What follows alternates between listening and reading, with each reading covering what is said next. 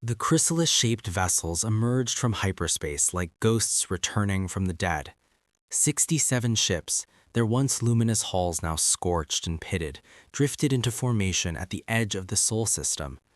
Inside those dying vessels, 85,000 Zafrani souls held their collective breath.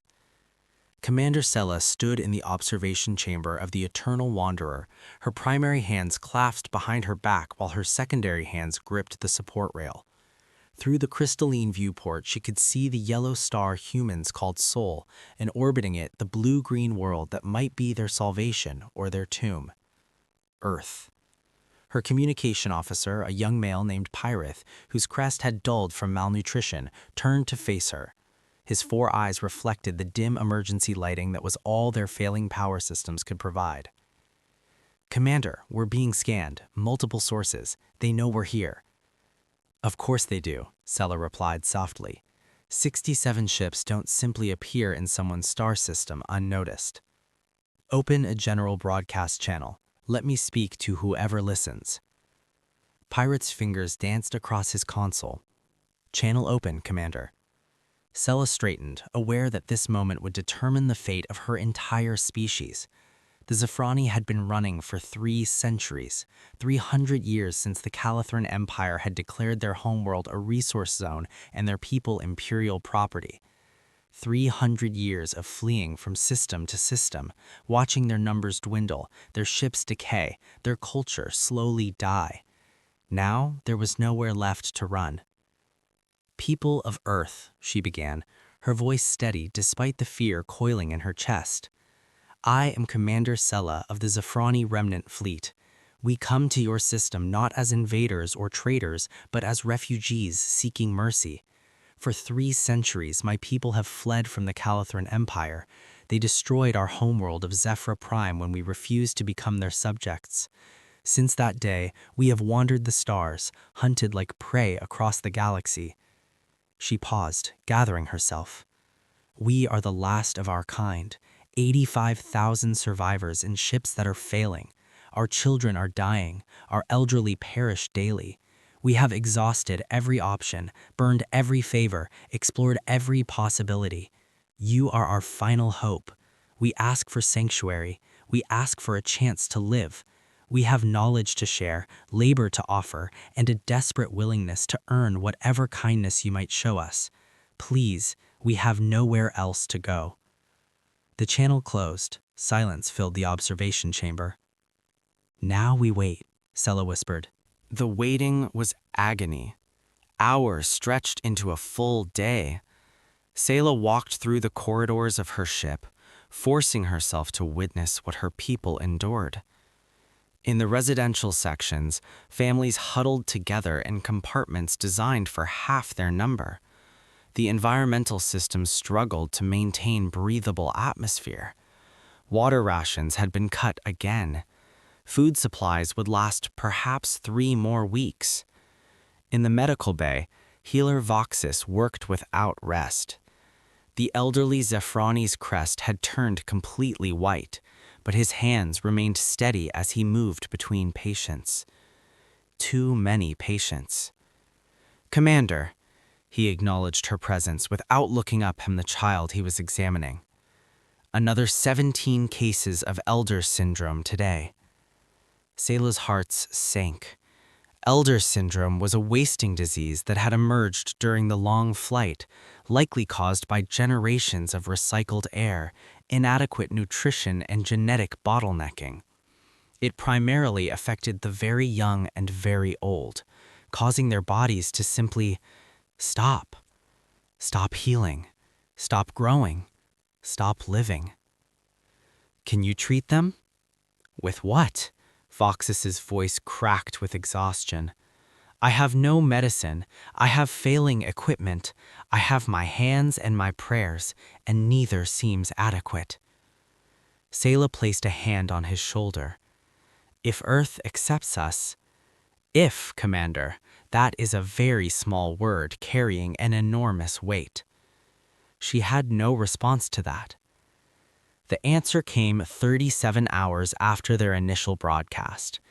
Sayla was attempting to sleep when Pyrath's urgent summons brought her back to the observation chamber. She arrived to find her senior staff already assembled, their faces tense with anticipation and fear. "Incoming transmission, Commander," Pyrath reported. "Video signal. It's from Earth's Border Patrol." On screen, the viewport shimmered and resolved into the image of a human. Sayla had studied their species during the approach: bipedal, bilateral symmetry, single pair of eyes. This one wore a dark uniform with insignia she didn't recognize. His face was weathered, his hair graying, and his expression was carefully neutral. "I am Captain Miguel Rodriguez of the United Earth Space Navy, commanding the patrol vessel Vigilant Dawn. Commander Sayla, your request for asylum has been received and forwarded to Earth's governing bodies. However, I must inform you that this decision is not mine to make. It requires approval from the Security Council and ultimately the will of Earth's people." Sayla felt hope and despair war within her chest. "We understand, Captain Rodriguez. How long will this decision take?" "I can't give you a definite timeline. The Security Council is convening an emergency session. Meanwhile, I'm authorized to offer immediate humanitarian assistance. We can provide medical supplies, food, and technical support for your most critical ship systems. Will you accept this aid?" Tears threatened to fall from Sayla's eyes. Yes, Captain, we would be deeply grateful." "Understood. I'm dispatching supply shuttles now. Commander, I want you to know—" Rodriguez paused, and something shifted in his expression. The neutrality cracked, revealing genuine compassion. "I want you to know that whatever the official decision, there are many humans who've already made up their minds.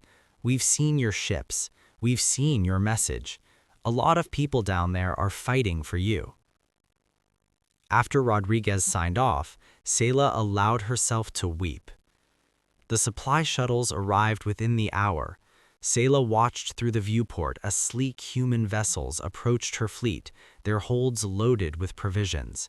It was the first kindness the Zephyrini had received from another species in living memory. Healer Voxus contacted her from the medical bay, his voice trembling with emotion. "Commander, they sent medicine, actual medicine, and diagnostic equipment that works, and they sent human doctors. 3 of them just boarded asking how they can help." In the residential sections, families received food packages containing more nutrition than they'd seen in months.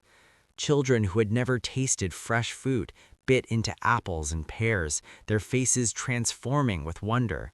Engineer Corvan reported from the engine rooms that human technicians were already working alongside Zephyrini crews, replacing burnt-out components and stabilizing the reactor cores that had been failing for years. But none of this meant Earth would grant them asylum. These were temporary measures, humanitarian aid given to people in crisis. The real decision still hung in the balance. On Earth, the debate raged.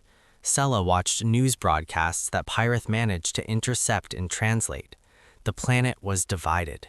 Some voices argued that Earth couldn't afford to take in 85,000 refugees. Resources were limited. The Calithran Empire was a threat Earth wasn't prepared to face. Why invite danger for the sake of strangers? Other voices countered with passion and conviction. They showed images of Zephyrini children suffering from elder syndrome. They quoted statistics about Earth's capacity. They spoke of moral obligations and the kind of civilization humanity wanted to be. Youth movements mobilized across the planet. Students organized rallies demanding their governments accept the refugees. "If not us, who? If not now, when?" became their rallying cry. On the 5th day, Secretary General Amara Okonkwo addressed Earth's global population. Sayla watched the broadcast with her entire senior staff gathered around her. Okonkwo was a tall woman with dark skin and silver hair, her bearing dignified and powerful. She stood before the United Nations General Assembly, the chamber packed with representatives from every nation on Earth. Members of the Assembly, citizens of Earth, we face a decision that will define us for generations to come, Okonkwo began. 85,000 people are dying in our star system. They've committed no crime. They seek no conquest. They ask only for what every sentient being deserves, a chance to live. She paused, letting her words settle. Some argue we cannot afford this. I argue we cannot afford to turn away. Our planet has known refugees throughout our history. We've seen what happens when nations close their doors to the desperate. We've mourned the consequences of indifference. We've built monuments to those we failed to save. Okonkwo's voice strengthened. But we've also seen the incredible contributions refugees make to their new homes, the innovations they bring, the perspectives they share, the richness they add to our civilization. Every culture on Earth has been shaped by migration, by the mixing of peoples, by the courage of those who sought new beginnings. She looked directly into the camera. The Zafrani are not asking us to fight their war. They're not demanding we confront the Calithran Empire. They're simply asking for a place to live, a place to heal, a place to rebuild their shattered civilization. And we have that place. The Secretary General gestured and a holographic image appeared above the assembly, a massive cylindrical structure rotating in space. Titan Harbor Station. We completed construction 11 years ago as part of our expansion into the outer system. It's an O'Neill cylinder capable of housing 500,000 people in Earth-standard gravity and atmosphere. But we never populated it. Economic downturns, political disagreements, shifting priorities. The station has remained empty while we debated its purpose. Okonkwo smiled. Perhaps we were saving it for exactly this moment. The chamber erupted in discussion. Sela leaned forward, hardly daring to breathe. I am calling for a global referendum, Okonkwo declared. Let every citizen of Earth have a voice in this decision. Let us choose together what kind of species we want to be. The vote will be held in 72 hours. Until then, I ask you all to search your consciences and remember that history judges us not by our wealth or power, but by our compassion. The broadcast ended. Sela's observation chamber was utterly silent. Did she just... Pyrath began. She's letting their entire planet decide, Sela finished. All of them. Every human gets a voice. That's madness, Engineer Corman muttered. How can you possibly govern when everyone has an opinion? That's democracy, one of the human doctors who'd come aboard said from the doorway. Dr. James Chen, a medical specialist who'd been training Voxies on human equipment, smiled at their shocked expressions. Sorry, didn't mean to intrude, but yes, we let everyone vote on big decisions. It's chaotic and inefficient, and absolutely beautiful. What if they vote against us? Sela asked quietly. Dr. Chen's smile faded. Then a lot of us will be very disappointed in our species. But I don't think that's going to happen. I've been watching the social feeds. The momentum is moving your direction. The 72 hours felt like 72 years. Sela barely slept, spending her time monitoring Earth's communications, watching the debate unfold across a planet of 8 billion souls. She saw protests in Beijing demanding acceptance, counter-protests in Moscow expressing fear, prayer vigils in Jerusalem both for and against asylum, vigorous debates in the halls of Washington, Brussels, and Nairobi. But most moving were the individual voices. A child in Mumbai donating her birthday money to the Zafrani Relief Fund, an elderly man in Toronto who'd been a refugee himself decades ago, tearfully pleading for Earth to show mercy, a teacher in Sao Paulo explaining to her students why kindness toward strangers mattered. When the vote came, Earth's answer was clear: 67% in favor of granting full asylum. Secretary General Okonkwo contacted Sila personally to deliver the news. Commander Sila, on behalf of the people of Earth, I'm honored to officially welcome the Zephroni people to the Sol system. Titan Harbor Station is being prepared for your arrival. You'll have full citizenship rights, access to medical care, education, employment opportunities, and most importantly, a home. A real home. Welcome to humanity's neighborhood. Sila couldn't speak. Emotions overwhelmed her. Relief, gratitude, joy, disbelief. Around her, her bridge crew embraced each other, many weeping openly. "Thank you," Sila finally managed.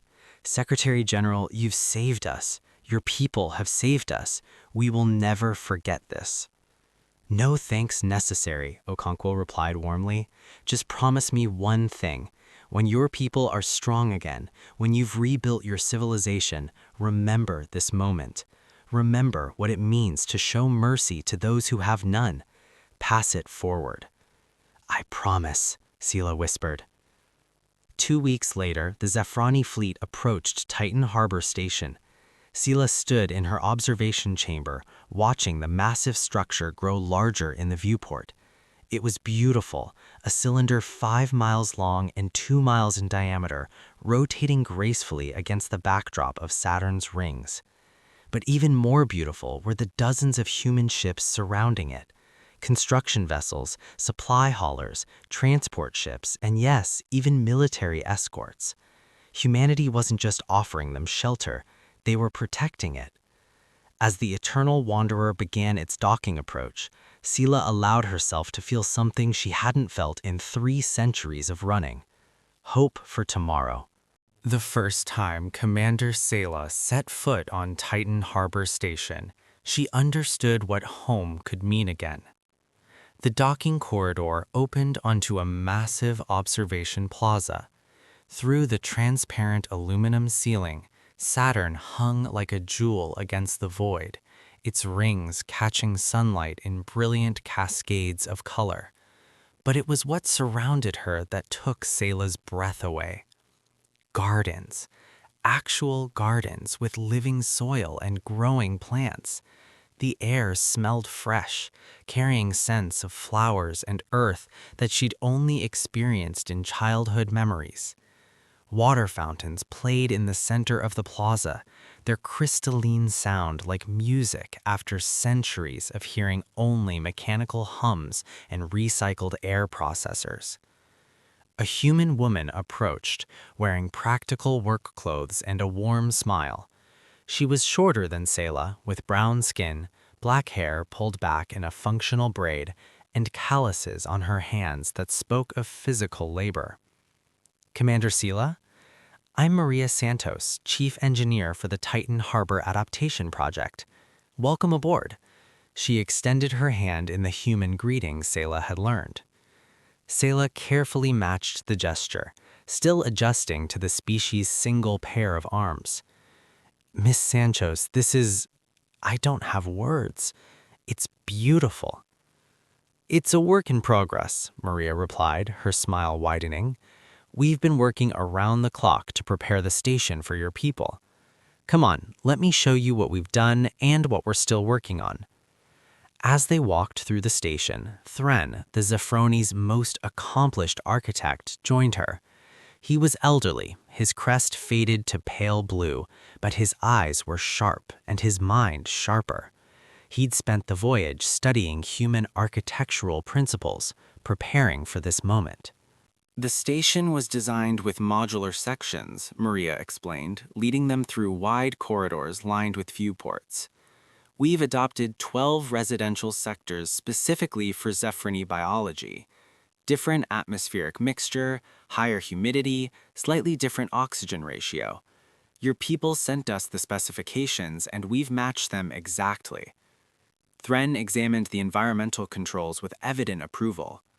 "The integration is seamless. You've maintained structural integrity while creating distinct biomes. That was the challenge, Maria agreed. We didn't want to segregate anyone, but we also wanted to ensure comfort. So we've created transitional zones where the atmosphere gradually shifts. Humans and Zephyrini can interact freely in common areas, but everyone has spaces optimized for their biology. They entered one of the residential sectors, and Sella felt tears prick her eyes. The apartments were spacious, with high ceilings that accommodated Zephyrini height. The color spectrum of the lighting matched their visual range. The furniture, clearly human-made, had been modified to suit Zephyrini proportions and physical needs. We worked with your designers on the aesthetics, Maria said. Thren sent us cultural information about Zephyrini preferences, the geometric patterns you favor, the importance of natural light, the significance of water features in your tradition. We tried to incorporate all of it. Thren ran his secondary hands along a wall panel engraved with traditional Zephyrini mathematical art. You've honored our culture. This is more than shelter. This is understanding. Maria's expression grew serious. Commander, we're not just giving you a place to stay. We're giving you a home. There's a difference. A place to stay is temporary, utilitarian.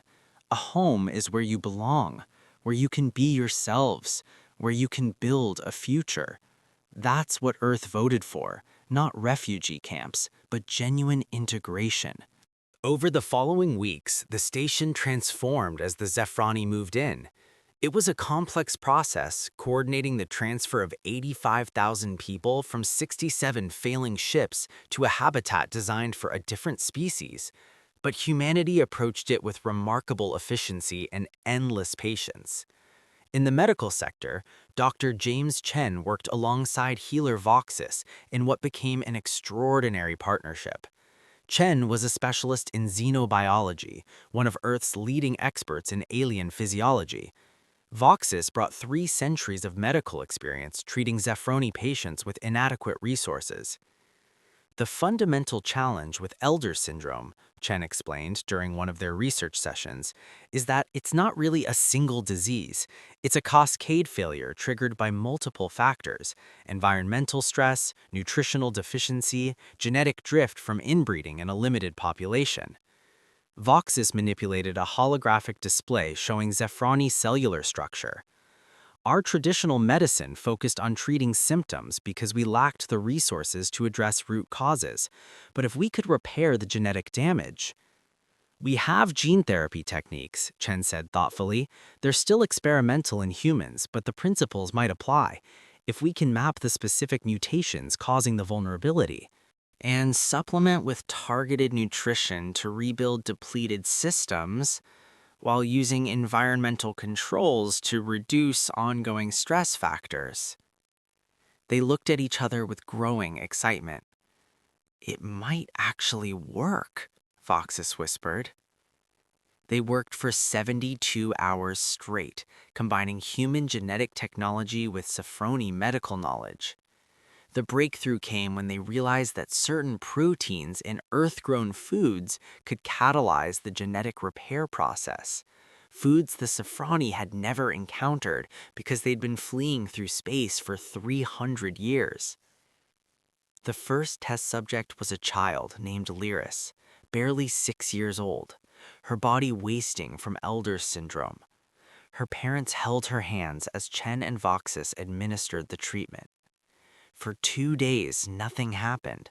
Then, on the 3rd day, Lyris's appetite returned. By the 5th day, color bloomed in her crest. By the end of the 1st week, she was running through the corridors with other children, her laughter echoing through the station. Within a month, Elder syndrome had been effectively eradicated. The medical bay that had overflowed with dying patients became a place of healing and hope. In the educational sectors, integration took different forms. Human teachers worked with Zephyrini educators to create a blended curriculum. Children learned mathematics using both human and Zephyrini number systems. History classes covered Earth's civilizations and Zephyrini culture. Science drew from both species' discoveries. 16-year-old Alex Rodriguez, Captain Rodriguez's daughter, found herself in the same xenobiology class as a Safrani youth named Kieran. Alex had grown up on military stations, moving frequently, never quite fitting in anywhere. Kieran had been born on a refugee ship, knowing nothing but flight and fear. Their friendship began with a disagreement. "Your stellar navigation methods are inefficient," Kieran stated during a group project. "You calculate trajectories using linear mathematics when the universe is fundamentally curved." "Our methods work fine," Alex shot back. "We've been traveling space for 80 years without getting lost." 80 years, Kieran's crest rippled with what Alex was learning to recognize as amusement. "We've been doing it for millennia. Perhaps there's room for improvement." "Perhaps there's room for you to not be so arrogant about it." Their teacher, a patient woman named Dr. Yuki Tanaka, intervened. "Maybe instead of arguing about whose methods are better, you could try combining them. See if there's a synthesis that improves on both." Reluctantly, they tried. By the end of the project, they'd developed a navigation algorithm that used Zeffirni curved space calculations with human computational efficiency. It was 17% more accurate and 12% faster than either method alone. "Okay," Alex admitted grudgingly, "your math is pretty clever." "Your computer systems are impressive," Kieran conceded, "even if your notation is strange." From academic rivals, they became close friends. Alex introduced Kieran to basketball, a sport the Zeffirni found baffling until he realized his height and forearms gave him significant advantages. Kieran taught Alex the meditation practices that helped Zeffirni manage stress, techniques that proved remarkably effective for anxious human teenagers too. In the commercial sectors, shared markets emerged. Zeffirni artisans displayed their crafts, intricate geometric sculptures, musical instruments that produced haunting harmonies, fabrics woven with mathematical precision. Human vendors offered their goods: earth foods, technological devices, entertainment media, cultural artifacts. The first fusion restaurant opened 3 months after the Zeffirni arrival. Chef Antoine Dubois partnered with Zeffirni food preparer Shen to create dishes that blended both culinary traditions. The result was extraordinary: Zeffirni spices enhancing human recipes, earth ingredients adding new dimensions to traditional Zeffirni dishes. The station's first major celebration was the Festival of New Beginnings, a Zeffirni holy day marking the start of their traditional calendar. Sela stood on a stage in the central plaza, addressing a crowd of humans and Zeffirni mixed together. 300 years ago, my ancestors fled a burning world," she began. "They ran not because they were cowards, but because they refused to surrender their freedom. For 3 centuries we wandered. We lost our homes, our cities, our sacred places. We lost so many of our people. We lost hope." She paused, looking out at the faces before her. "But we never lost ourselves. We preserved our culture, our traditions, our identity. And now, for the first time in 300 years, we can celebrate this festival not on dying ships, but in a real home, a home humanity gave us." The crowd erupted in cheers, human and Zeffirni voices blending together. But not everything was harmonious. Integration created friction points. Cultural misunderstandings led to conflict. Some humans resented the resources devoted to the Zeffirni. Some Zeffirni struggled to adopt to human social customs. In week 7, violence nearly erupted. A group of human workers complained that Zeffirni engineers were taking jobs from Earth citizens. Tensions escalated into a confrontation in one of the industrial sectors. Maria Santos arrived before it turned physical. She climbed onto a piece of equipment so everyone could see her. "You want to talk about jobs? Fine, let's talk. How many of you," she pointed at the human workers, "have training in zero-gravity welding using crystalline metals? Anyone?" Silence. Because the Zephroni do. They've been working with materials we're just starting to understand. And you know what they're doing? They're teaching us. Every single Zephroni engineer on this station has been assigned human apprentices. They're sharing knowledge that took their civilization thousands of years to develop. She turned to the Zephroni group. And you, how many of you know how to maintain fusion reactors using human safety protocols? How many understand our computer systems, our medical equipment, our agricultural methods? More silence.